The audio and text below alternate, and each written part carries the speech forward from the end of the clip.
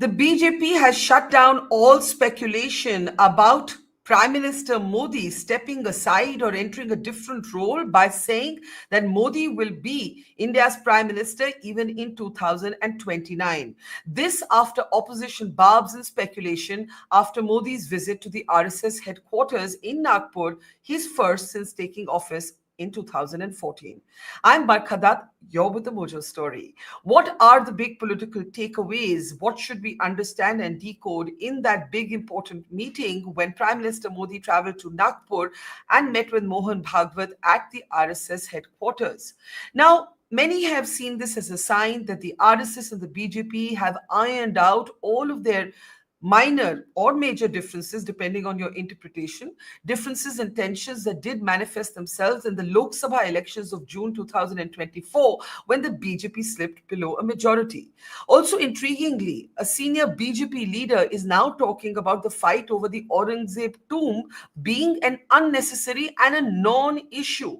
This despite the fact that Maharashtra's own chief minister was initially batting for this tomb to be an issue and said that he was open to having it removed in a lawful manner. The BJP today is in a very interesting and seemingly paradoxical position.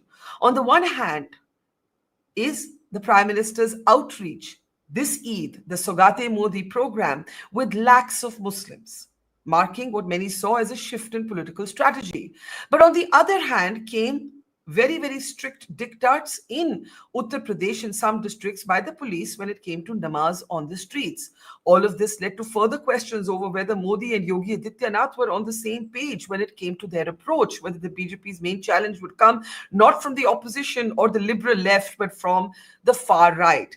All of these are interesting questions, but the big story is that meeting at the RSS headquarters in Nagpur and what that might mean for politics, for power dynamics within the Sangh Parivar, and what a fully reunited RSS-BJP consolidation with all minor differences ironed out might mean for the opposition. This a day ahead of the Waqf bill being reintroduced in Parliament.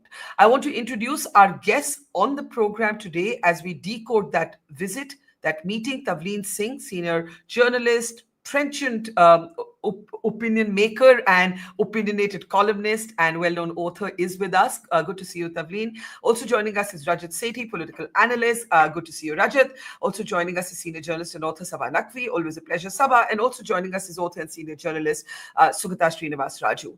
I want to start actually by playing out very interestingly what Devendra Fadnavis said hours after this meeting. Mr. Fadnavis, the Maharashtra Chief Minister's remarks came after Sanjay Raut tried to poke the BJP a little bit by saying that Modi had gone to the RSS headquarters because he was planning to say Tata bye-bye. Take a look. मोदीजींचा उत्तराधिकारी शोधण्याचं कुठलंही कारण नाही. मोदीजी आमचे नेते आहेत. अजून बरेच वर्ष मोदीजी काम करणार आहेत. आमचा सगळ्यांचा आग्रह आहे. आम्ही 2029 चे पंतप्रधान म्हणून मोदीजींकडेच बघतो आहे. पूर्ण देश बघतो आहे. त्यामुळे आता अशी चर्चा करणं योग्य होणार नाही. आणि भारतीय संस्कृतीमध्ये वडील जिवंत असताना मुलांचा विचार होत नाही, करायचाही नसतो. ही सगळी मुघली संस्कृती आहे की वडील जिवंत असताना मुलं अशा प्रकारचा विचार करतात. त्यामुळे आता कोणाचाही कुठेही उत्तराधिकारी निवडण्याचा वेळही आलेले नाही, तसा प्रश्नही नाही. आणि जोपर्यंत माझा विषय आहे, माझा त्याच्याशी संबंधही नाही. Well, to summarize that, Maharashtra Chief Minister saying no need to talk about his successor. Mr. Modi will be the BJP's face and the Prime Minister in 2029. Modi isn't going anywhere, in short. I'll start with you, Tavleen Singh, if I may. As you watched what unfolded on Sunday, the first such visit by the Prime Minister to the RSS headquarters since 2014, when he first became Prime Minister, what went through your mind? What was your takeaway, Tavleen? Could we unmute Tavleen? I can't hear her. Yeah, go ahead, Tavleen. Yeah, it was politically clearly to iron out the differences that have existed. that did exist in the Lok Sabha election.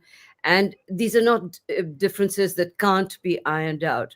What I found actually more interesting was his comment that the RSS has been the beacon of Indian civilization and culture. That I found really actually intriguing, because why did he feel the need to say that? I mean, the political stuff is pretty obvious. Devendra Fadnavis, last time, I mean, when somebody said that he was going to become, he was Modi's heir, had to defend him, had to deny it very vehemently, and he's doing the same now because it harmed him politically in Maharashtra. So that's not. But what is this new thing about RSS being the cultural and the beacon of light for the past 100 years, etc.? That I found actually very intriguing. And when you say you found it intriguing, do you feel that the RSS now emerges as more powerful? I mean, clearly both the BJP and the RSS have ironed out, it seems, whatever differences they may have had in the Lok Sabha campaign. The RSS troopers have been fully behind the BJP in the assembly election since.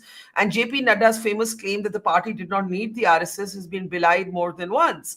The question is, do you believe that the RSS could now be even more dominant than before when it comes to policy making, policy suggestions? It's already been pretty influential. I mean, no other government of the BJP, no other leader of the BJP has done as much to further the RSS's core beliefs than the Modi government. Yeah, no, I don't think that the RSS needs to become more powerful. It already is very powerful. It doesn't, I mean, there was talk at one point in 2014 and even in 2019 that the RSS needed Modi more than he needed the RSS and all that sort of. And there were differences between him and Mohan Bhagwat. But I think that the RSS, if you're going to now introduce the RSS as the leading light for Indian cultural thing, we need to watch out for what's going to happen in universities and in schools. And, is the RSS version of Indian history, of Indian culture, now going to become the norm? That, I think, is very interesting. So, Rajat, let me bring you in now. When you look back to Atal Bihari Vajpayee's time, and Mr. Vajpayee had also gone to meet with the RSS leadership in 2000, Vajpayee had a much more overtly vexed relationship with the RSS. The RSS exercised vetoes, for example, on ministers getting certain portfolios. We all remember Jaswant Singh, for example, and the finance ministry. And I remember still being a kind of youngish reporter when Vajpayee declared himself to be a Swayam Sevak, and it made so many headlines. Now Modi says the same and nobody even blinks. Is there a greater mainstreaming of the RSS role in politics, their influence over government, their influence over BJP, so that nobody quite needs to deny that anymore in the way that, with the kind of denials we saw in the Vajpayee era? Is this a kind of new reality that is now accepted as the new normal? What did you make of this visit, the significance of this visit? And it can't be called routine, because if it was routine, a meeting like this would have taken place in every term of Modi. It's taken 3 terms before Mr. Modi has gone.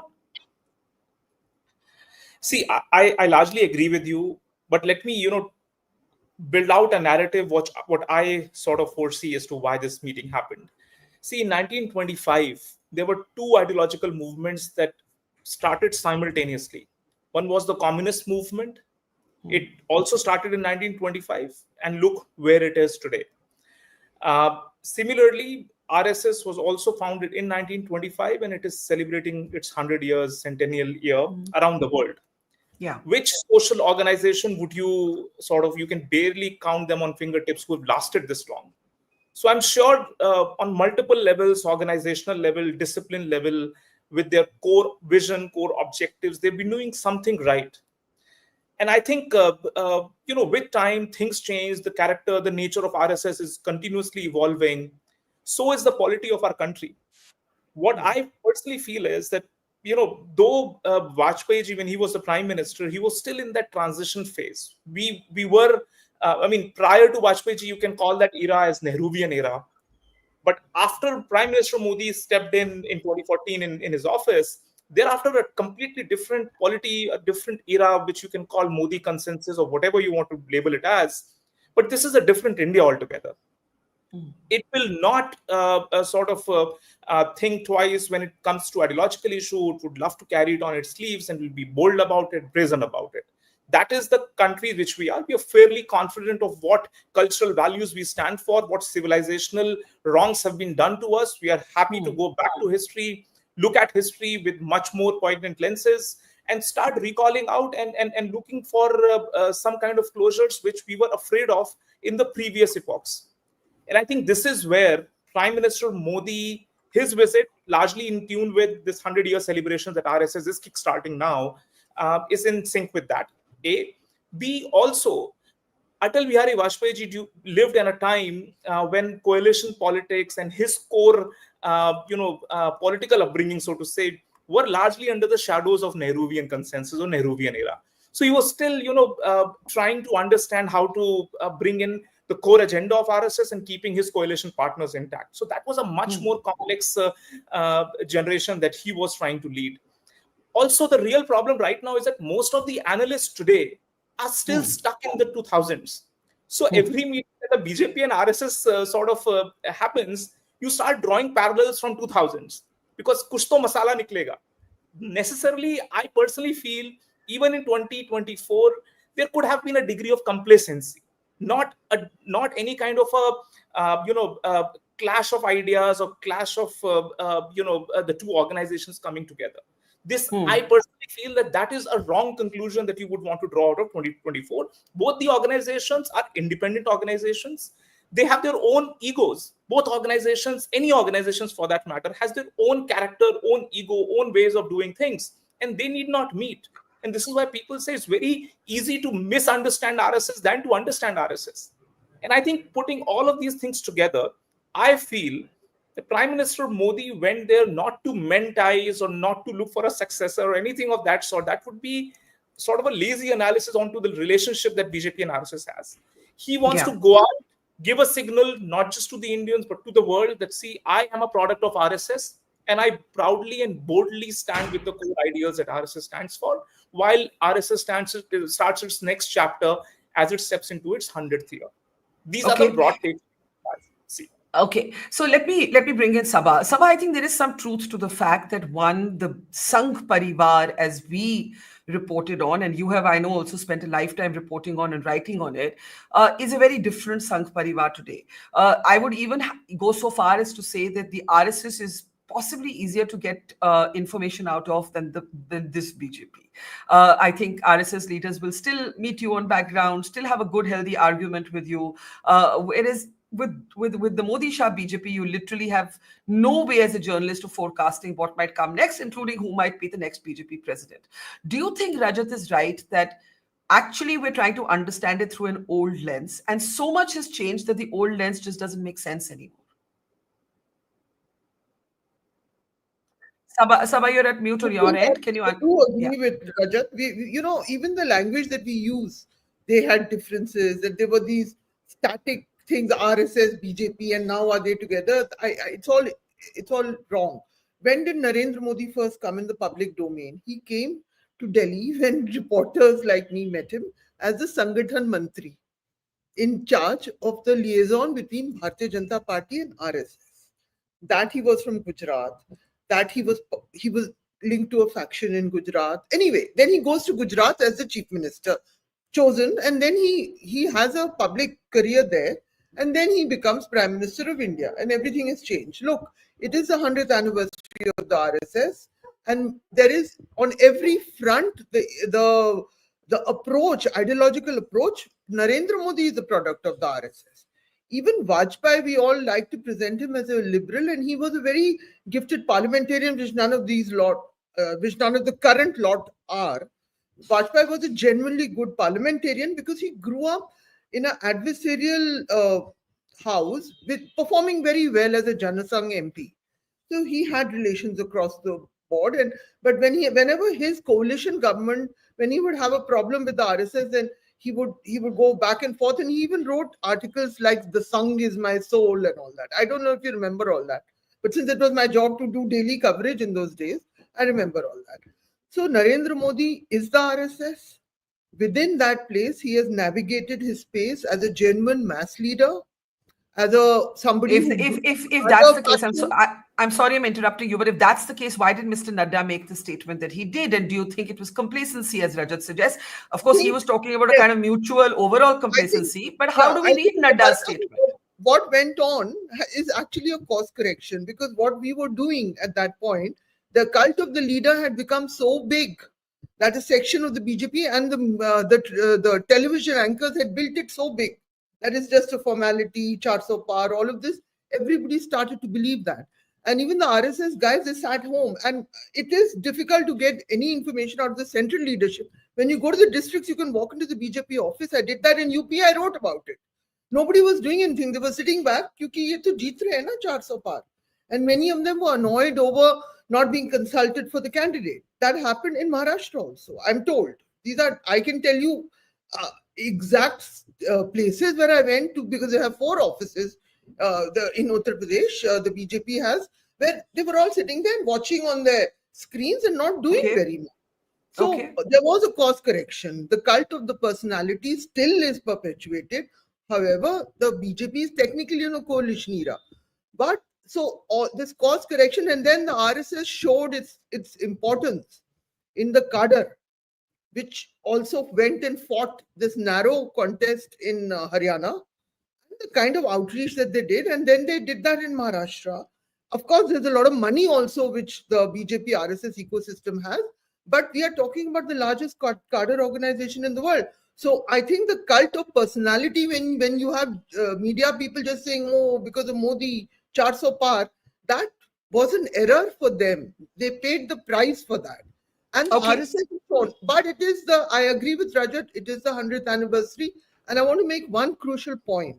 Just as Donald Trump has very little to do with the founding, what they call the founding fathers in the US, the Bharatiya Janata Party and the RSS was not part of the national movement. The Bharatiya Janata Party was only founded in 1980. The RSS was not part of the freedom movement. But so they're creating their own national memories and because what Modi does speak of is national service. So there is a break from the past. There is going to be this thing.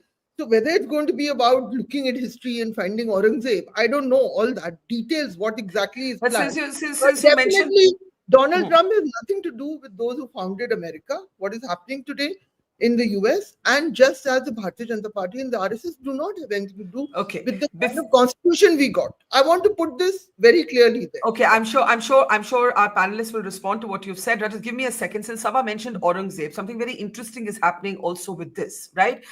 We had the Maharashtra Chief Minister take on this issue.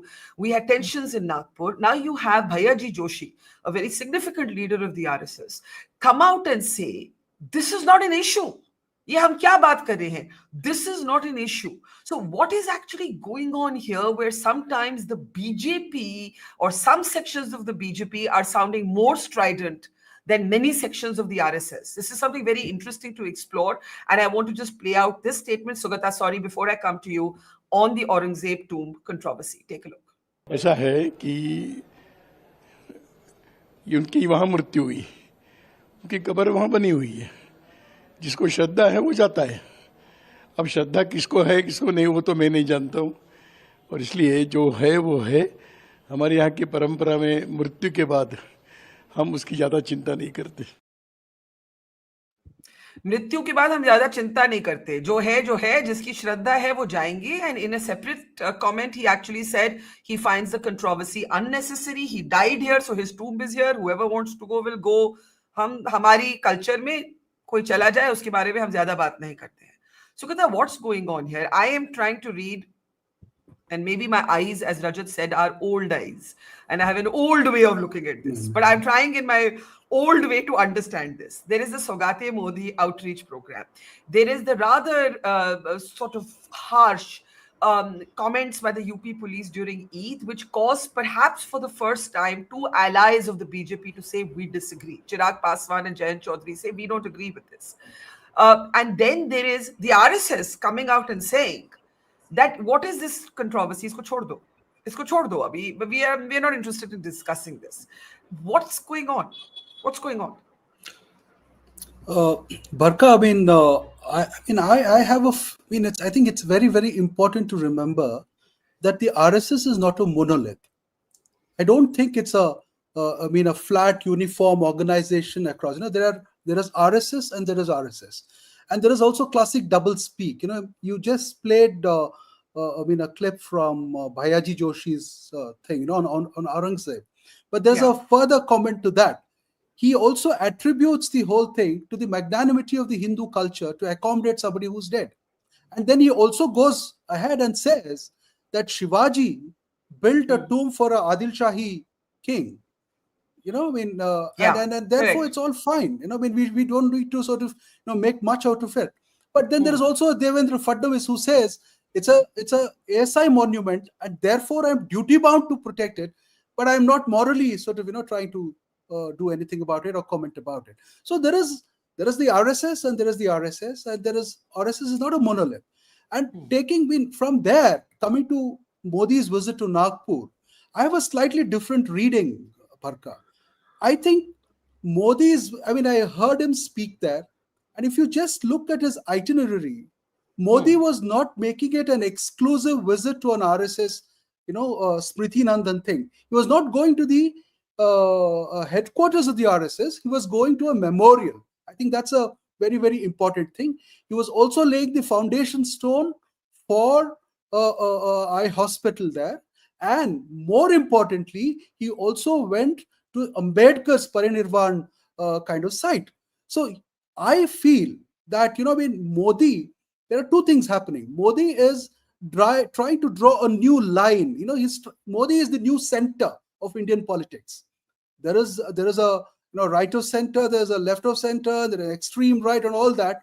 But Modi is trying to be the new center of Indian politics. If you heard his speech carefully, Barkha, what he attributed, he never sort of got emotional saying that I was also a Swayam Sevak, may Guruji say, "E sika, wo sika." No, nothing like that. All that he said was that the motto of service that the RSS had put into him, and he linked it up to the foreign policy of his government. And he said, we serve everybody in the world. So Vasudhaiva Kutumbakam and all that kind of a Vishwaguru thing, his entire focus is on trying to create a universal presence for himself. But So I take your point. Actually, sorry, I'm interrupting you just with a follow-up. I take your point that it wasn't exclusively on the RSS and that Ambedkar tribute is very important. It's to be read together. It's a balance. Yeah. It's a balancing. That's why I said it has to be read together.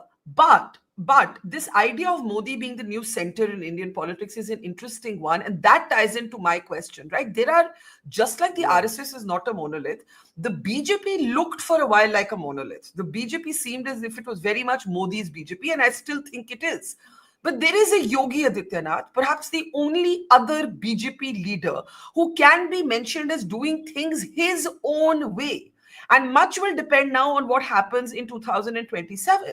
But even this sort of gap between the Sugata, I don't know if Rajat will see it as that, but the gap between, or the seeming paradox between the Sugata Modi outreach and the namaz on the streets orders, which led to two allies objecting. I mean, what's going on there according to you, Sugata? No, I think he's basically trying to play it very well. The opponent is also within the BJP, the ruler is also within the BJP. Everybody is within the BJP. See, the Congress is nowhere there. So the opposition is also inside. So Modi is playing a very, very interesting game, and he's put himself firmly in the middle. And there is a Yogi Adityanath, but then you have to, if you look at what happened in 2024, Saba and others would sort of may have looked at it a little differently. But I look at it as 240 seats is 240 seats attributable to Modi. It is not. See, somebody may want to look at it as a BJP game, trying to deny Modi a majority, a clear majority. But then 240 seats is entirely on Modi's personality. So that is also, you can read it any which way. So yeah, it's a fascinating kind of landscape that has developed. It is fascinating. It is fascinating, and there are no easy reads because let's face it, most of us are on the outside of it. Sorry, I wanted to go to Rajat. You have a line. One last point. Yes. Rajat mentioned about the 100 years of the RSS. See, now Modi having gone there now, so we don't know whether he's going to go back again to Nagpur to celebrate the 100 years thing. This may be a kind of concession. I look at it as a kind of concession that he has given to the RSS, and he may not be there for the main event at all. Yeah. Now, here's my question. That's something that I... Yeah. Now, everybody's mentioned this sort of cult of personality, and Rajat, Sugata has this interesting point that the resistance is also within the BJP and the leader is also within the BJP because the opposition is in the opposition effectively. But, a new book on Hedgewar, the founder of the RSS, by Sachin Nanda, and I had interviewed the author. One of the things he said was that Hedgewar, he said it in the context of the Indian National Congress. Why did Hedgewar actually fall out with the Congress? And he said he found it too dominated by one man, Jawaharlal Nehru. For that time, he found it too personality-centric. And Hedgewar as a thinker was always against the cult of personality. Now, we hear again and again, Rajat, in the context of Modi-RSS dynamics, that the RSS was not very comfortable with this cult of Modi. And today, it is a powerful Modi, but it is a contained Modi, in which it is a contained Modi and the RSS has a role. The RSS has made itself heard. Do you agree with that reading, or you don't really agree with that reading? I mean, so it's super complex. It's not like RSS would wish a contained Modi. A strong Modi delivering on the core ideas that RSS has stood for. He's been meeting all of those core objectives. And I think, in fact, it is time for RSS to reimagine what should be its core agenda, core objectives over the next set of decades. Because for several decades, they've been fighting for certain things which have now been met. Those goals have been met. So a reimagination of sort has to happen. A. B, I also feel that, see, this BJP question that you brought out, like, is it trying to be everything to everybody? I think in the BJP, I'm not talking about the leaders, I'm talking about the rank and file. So the sense that I am getting is that there is a degree of unease. While there is a certain set of the rank and file, those typical Twitter activists, etc., they are frustrated with this balancing that is happening. They're not happy, say, with the Delhi Chief Minister Rekha Gupta trying to, reach out to all communities. They're not happy with the Sugata Modi. And they are trying to say that this is not what we stood for. While there is an equally big section within the BJP, which says that, see, our focus is economic development and Modi ji is delivering all of that. And we should not fall into these cracks because this is going to further pull us down. So this intermix is happening, and I think the principal reason as to why this is happening is because the BJP has been in power for so long now, 10 years, 11 years now, and BJP has become a huge tent. It has brought in people from all colors and caste, community. Everybody is now in this one common tent. Now, when the family size grows big, and when you have a very big joint family, people are going to crib. LK Advani would have called it the Congressification of the BJP. 100%. See, this is why I'm saying now Prime Minister Modi is also finding it hard as to which way should the balance tilt, or should it be absolutely balanced. And I think these are some of the churnings that are happening in this new BJP, which wasn't the case at any time in its historical evolution. And I think these are the internal contradictions which will play out more and more. And also, this Aurangzeb issue, if you were to, if I were to put in my thoughts, there will be people. See, it's a crowded BJP right now. There will be people on the lower set of hierarchy who would want to pierce and rise up very quickly. And the easiest way is to actually fall for these things where they can draw the crowds out and leave a mark, leave a presence in an otherwise overly crowded party. And I think this is why it happens that you will see these random stray statements from the leadership in the rank and file who are trying to grow up in the ladder, but not being approved by the top leaders, either of the RSS or the BJP. So this is a problem of plenty, not a problem of scarcity or a problem of ideology. This is fair enough. But it's a very interesting, Tavleen, I'm coming right to you. There's a very interesting argument there in Rajat that, who does the BJP want to be is a question it now suddenly has to answer. And in Vajpayee's time, there was more of a excuse or a reason to not be fully right of center because the numbers did not allow for that, and Vajpayee could have always said that. But today, when you juxtapose the Sugata Modi outreach with the namaz on the street diktats in certain districts of Uttar Pradesh, today when you juxtapose the fact that on the one hand you have Jayant Chaudhary and Chirag Paswan actually for the first time publicly expressing disagreement with the Modi policy, and you have the Waqf bill being reintroduced introduced tomorrow, and all eyes are on what Nitish Kumar is going to do.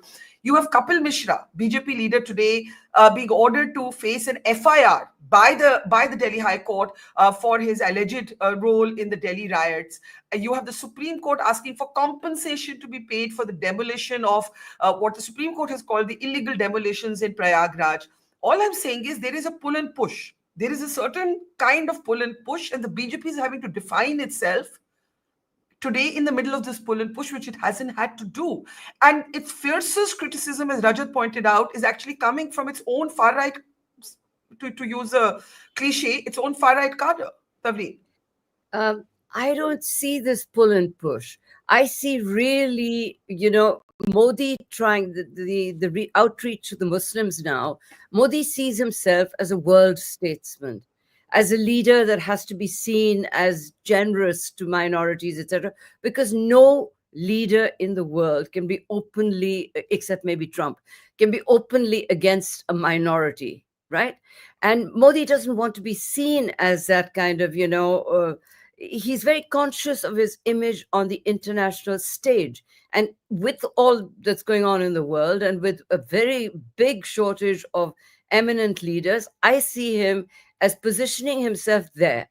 But the fundamental stuff that they stand for is articulated every day by Yogi Adityanath, the RSS, by lesser, people in the party. There's been no change. There's no pull and push. Even the personality cult, it hasn't lessened. But how do you reconcile the Sugata Modi with the Namaz on the Street orders, Chirag Paswan and Jayant Chaudhary speaking out, which they haven't done in all these months, right? A certain amount of pushback on the original draft of the Waqf bill, a certain amount of quiet pushback from the RSS. There is something going on here. Do you know that what I've been seeing actually for quite a long time is that the RSS for a while has been actually more generous to the Muslims than the BJP has. And, I know people who have been, Muslim leaders who, when they were in trouble, when they felt that the Muslims were really being attacked, etc., went to Mohan Bhagwat and sought a meeting with him, and they discussed their problems, they discussed the whole issues with him rather than with the BJP ministers. So, basically it's, I think really the same as always. It's just that you've got one lot. Now, you've got Yogi Adityanath. The RSS actually may well have changed its character in the past few years, because you remember Mohan Bhagwat's statement about the shivling. You can't go looking for a shivling under every mosque. Exactly. Have you ever heard anyone from the BJP talk like that? No.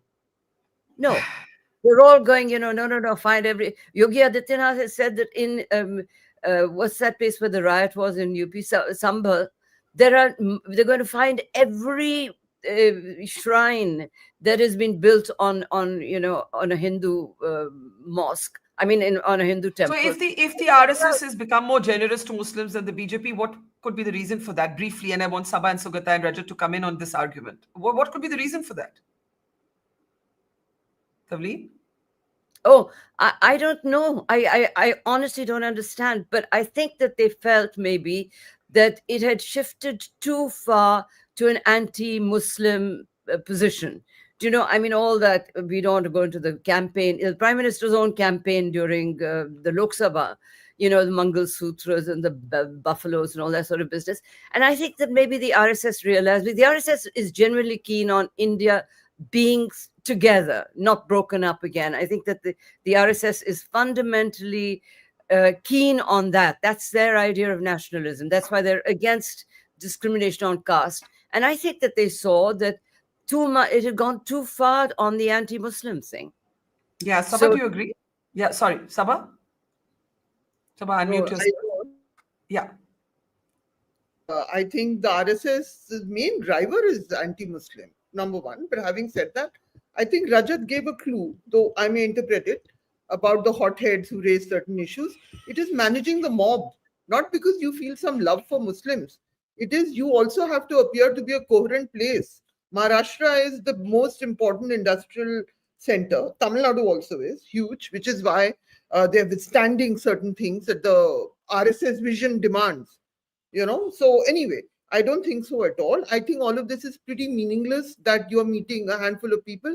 Within the Muslim community, there are people who have to protect whatever assets they have. Some of their shrines, some of them, so they'll go running, which is fine. Everybody's a free person. These are just symbolic things, that is being done. But the real, the discrimination in jobs, employment, people don't get, people are facing it at every level. But forget that. The point is, that I don't think so. I think without minorities, if you read Hegdewar, if you read Savarkar, the whole thing is about being a Hindu Rashtra. Ultimately, we can't do it constitutionally as yet. And as Sugata pointed out, the Prime Minister did go to the grave of, he went to the Ambedkar place also.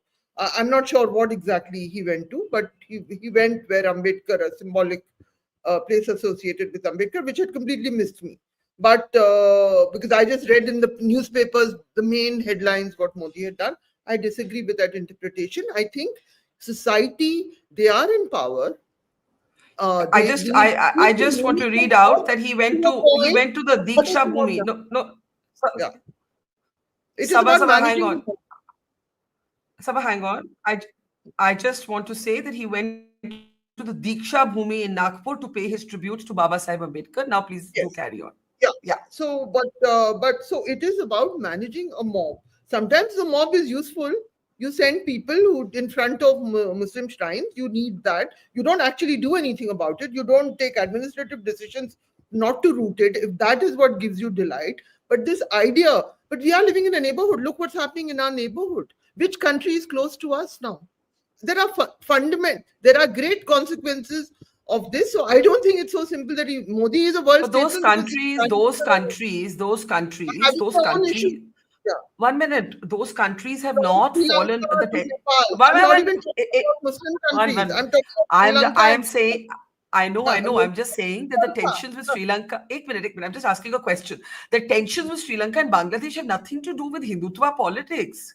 They are to do with internal churn. They are to do with internal churn within Bangladesh and Sri Lanka. We are in India with our neighborhood getting closer to China. Okay. That is a fact. Yes. We are in our neighbors all getting close to China. Let's understand that. A few things. The US is collapsing these days. So we are living in a changing world. I cannot predict which direction it will go in. But I will say one thing. The driving force is Hindutva. RSS is not developing some love for Muslims. The RSS has an idea of you don't want to create complete mayhem. You need stability, you need for economic progress, for social progress, and that is what's driving them. Sugata, Srinivasaraju. Modi's world image, Modi's national image comes from being the Hindu Hriday Samrat. So these are completely differing perspectives between Tavleen, Rajat, and Saba. Sugata, let's bring you in now. Go ahead. Yeah. So Barkha, I mean, this being generous towards the Muslim, Mohan Bhagwat or a lot of people were mentioned and quoted. See, now we have to realize that RSS is not a fringe player or an outlier, which it was, say, 20 years ago or 25 years ago, when they had to make a lot of sound to grab attention. So now they are the dispensers of, they're the rulers now. So when you are in the ruling, possession, or when you are ruling the country, I think it's a kind of patronage that you extend. So it's a kind of patronage that they're extending to Muslims. And look at what they're doing carefully. The Sugata Modi thing that you mentioned, or the poor Muslim woman for whom they made a legislation earlier.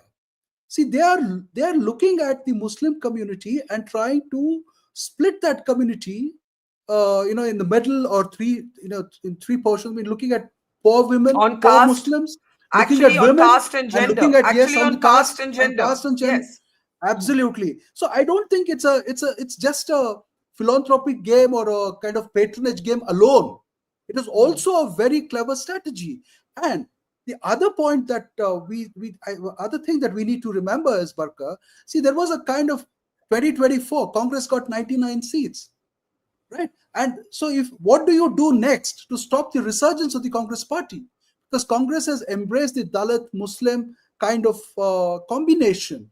So you have to wean away a certain section, say 5% or 10% of the Muslim vote, to see a drop in the Congress numbers. So you're also, working on a strategy to ensure that the Congress resurgence does not firm up. It sort of goes down after this. So I think there are a lot of things at play. Yeah, let's in our last comments talk then a little bit about the allies. Saba, I'll start with you. There was an expectation from those who don't like this government that that Chandrababu Naidu, Nitish Kumar would play their part in ensuring that this remained a coalition government as opposed to a BJP government, right? Not and in terms of agenda, that hasn't quite happened. Naidu and Nitish have pretty much, even on the Waqf bill, gone ahead. We'll see what happens tomorrow in Parliament. Seem to have gone ahead with the BJP's politics on this. Yes, there have been some pushback on the namaz issue from two ministers, young ministers in the government. But, I think we're back to a very dominant Modi government. I agree. It doesn't feel at all like what it may have felt to some in June 2024. So I agree with you, Barkha, because the two allies on which the numbers are, one of them is trying to build a city for a capital, right? He's come out of this. I'm talking about Chandrababu Naidu, who had refused to join the Vajpayee government internally. Meanwhile, the state has been split. He's now sitting there. He's trying to get a capital because Hyderabad is sitting in Telangana. So all of this. So it's not the same story. And they will just be maneuvering. They're not going to overtly. And Nitish Kumar is a figure because of certain reasons. He's in decline. But the BJP also needs him to be a sort of face, because Bihar, at this point, one still can't see single party rule for the Bharatiya Janata Party in Bihar without the caste props that they would require over there. But they are the driving force. They are providing the funds. They are providing the resources. When we talk of hegemony, we don't just mean political numbers. We also mean material resources. So it's all gone. So the Bharatiya Janata Party can actually meet the material aspirations of a TDP. So I agree with you. It is not a coalition like the coalitions some of us have covered in the past. It is still a very much a BJP dominant thing. The other thing to mention is also the fear of cases. If you join the BJP, this goes across the spectrum. The fear of criminal cases. Now, if you look at the history of Andhra Pradesh, Jagan Reddy and Chandrababu Naidu, one or the other, there is a lot of enmity between that. So I'm just pointing out. Okay, so you think the allies are going to remain muted for the most part? They're going to remain muted. Yeah. Okay. Sugata, the role of the allies? Barkha, see, both Chandrababu Naidu and Nitish is completely on the decline. He doesn't know what he's speaking most of the time. And Chandrababu Naidu is, looking to transfer power to his son. So they're not the figures that they were in the 90s. So that's point number one. And then the second thing is also they're reading the mood of the public. See, assume that they sort of play tough with Modi and there is a collapse of the government at some point. And if you go to elections, Modi is likely to come back with a much bigger, comfortable number. They'll play the victimhood card. So, they will be allowing a greater polarization if they pull Modi down. So they would rather sort of take the funds that they're getting, build their own legacies, and transfer their legacies safely. And they'll all wait for a conducive time and moment when Modi is not looking so formidable. So I don't think that is anywhere in sight at this point of time. So Rajat, let's ask the question from the other side. Is there anything that the Modi government has to be concerned about at this point? Tariffs are coming. The tariff war is going to unfold. It's going to have, depending on your point of view, some impact on the economy. The economy always matters. What do you think the government's challenges or biggest challenge or biggest concern politically or economically might be at this point? See, I think by 2029, AI and other technological tsunamis that are coming our way are going to definitely have a decisive impact on our economy. Trump or no Trump, trade war or no trade war is certainly an issue right now. What I hear is that the talks that were happening did not materialize between India and the US, and there might be reciprocal tariffs being announced tomorrow. So we are entering into economic uncertainty and quite grave. The way we were pulling our people from poverty into the lower middle class and lower middle class into the upper middle class bracket, that wave will have serious challenges going forward. So I think Prime Minister Modi needs enough policy elbow room to be able to mitigate all of these things, and he does not want any kind of distraction whatsoever. And this is where the challenge will come in from. Now, how does the opposition react? Right now, opposition is bereft of any halo, any kind of a leadership. There is bankruptcy of ideas. And if that continues, I think Prime Minister Modi will be able to feel more confident that he can think and tinker with a few ideas. He's already coming up with some fantastic ideas like this deep tech fund of 1 lakh crore rupees. So he's pressing the pedal on all of these things before it gets too late. But I believe as a country, we have to hope and pray that he doesn't have much politically to get distracted about, and he can run smoothly, save our country from these big, enormous impact forces that are going to shape things in the future.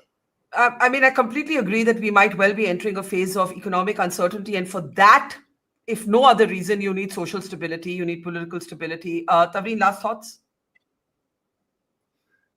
Isn't saying, as Saba interpreted it, that the RSS has given up on its hatred of Muslims, or that Hindutva isn't their creed. But I think that they sensed that it was going too far, and that they needed, it's not the mob they need to control. They need to control the BJP ministers and chief ministers who've been talking very recklessly. So that's what I saw. But I think that Modi is stronger now. A year ago, he seemed to actually have lost his mojo. Sorry to steal the name of your show, but he's got it back. He's very much the boss. Everyone is playing by his rules on the team. Yeah, I think that's a great line to end with. Modi has got his mojo back. It also helps me reinforce our own brand. But I think we could agree on that at the moment, Modi is back. His mojo is rising again, to borrow from the popular song that we all heard in college. And the opposition, I would agree, right now doesn't seem to have any visible counter strategy. Modi's challenges are going to come from the economy. And I would argue, from within his own base, some of which is push, that's the push and pull. The push and pull is actually within, I think, as Rajat Sethi pointed out. Leaving it there. Thank you, Tavleen, Rajat, Sugata, and Saba. Thank you, Namaskar, and to our audience, thank you, and see you soon. It's great to see you here. Thank you for watching our work. If you haven't subscribed yet, don't forget to click the bell icon and subscribe to Mojo Story and support independent, robust journalism.